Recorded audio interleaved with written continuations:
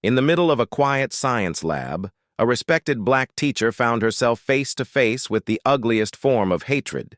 A man twice her size, filled with arrogance and rage, thought he could intimidate her, humiliate her, and even lay his hands on her throat.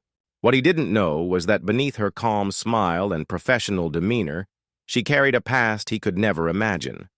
A past forged in discipline, strength, and survival. By the time he realized the truth, it was already too late. Ms. Angela Carter wasn't just any teacher. She was admired by her students for her dedication, her sharp intellect, and the way she made science feel alive. But outside the classroom walls, she carried a burden that too many people of color endure: the constant shadow of prejudice.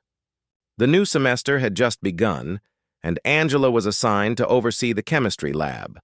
For most students, it was a place of discovery. But for one man, a much older returning student named Derek, it was something else entirely. A stage for his bitterness and insecurities. Derek wasn't there to learn. He came with an ego fueled by resentment and racist stereotypes. Whispers about Angela being too strict or trying to act tough spread quickly, and it wasn't long before Derek turned those whispers into open hostility. He mocked her in front of others, questioned her knowledge, and made snide remarks about her skin color, believing his age and size gave him authority she supposedly lacked. Most people ignored it, but tension grew thicker every day. Angela, calm and composed, never showed him fear. What no one in that classroom knew, what Derek would regret not knowing, was that Angela had once served as a decorated officer in the U.S. military. She was trained to withstand pressure that would break most people. The turning point came on a rainy Tuesday. Angela instructed the class to follow safety procedures, stressing the importance of handling chemicals carefully. Derek rolled his eyes, muttering loud enough for everyone to hear that she was bossy and acting like a drill sergeant. His words struck with venom, but Angela refused to be baited. She continued ignoring his disrespect. Yet Derek wasn't finished. As the lab grew quieter, he suddenly slammed a beaker onto the counter, shattering glass across the table. Gasps filled the room.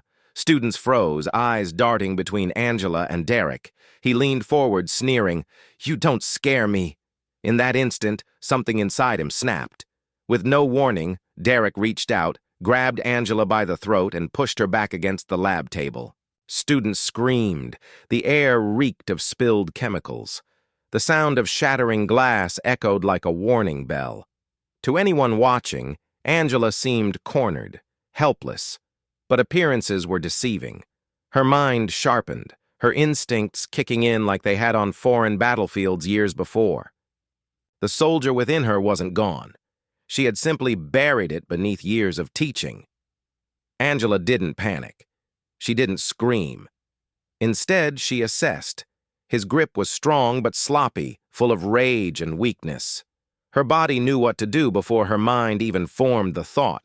In one swift motion, Angela shifted her weight, pivoted on her heel, and drove her forearm upward with precision. Derek's balance faltered, his eyes wide with shock as her military training surfaced. She broke free of his grip, and within seconds, he was the one pinned, face down against the cold lab table, arm twisted behind his back. The room fell silent except for Derek's muffled protests.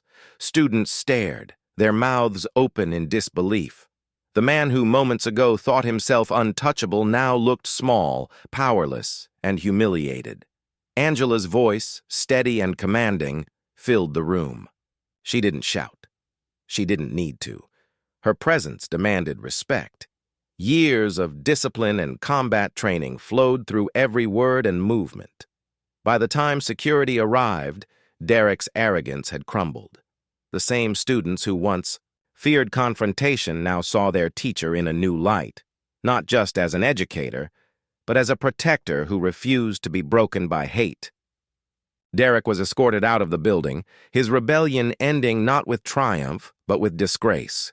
He was expelled for assault, his arrogance destroyed by the very person he underestimated. Angela, though shaken, stood tall. She knew this wasn't just about one man's violence. It was about a lifetime of people like him assuming they could dominate, belittle, or silence her because of her race. But she had survived worse. She had faced enemies far more dangerous than Derek. And in that lab, she showed her students, and anyone who might one day doubt her, that dignity and strength are far more powerful than hate. Word spread quickly across the campus. Students whispered not just about the fight, but about the courage it revealed. They began to see Angela not as someone to test, but as someone to respect deeply. For Angela, the moment wasn't about revenge. It was about showing that even in the face of prejudice and violence, resilience speaks louder than rage. And for those watching, there was a deeper lesson. Racism thrives on underestimation, on the belief that power lies in intimidation. But true power comes from discipline, integrity, and the courage to stand unbroken. So the question remains, when hate tries to choke out your light, will you let it win, or will you rise stronger than ever before?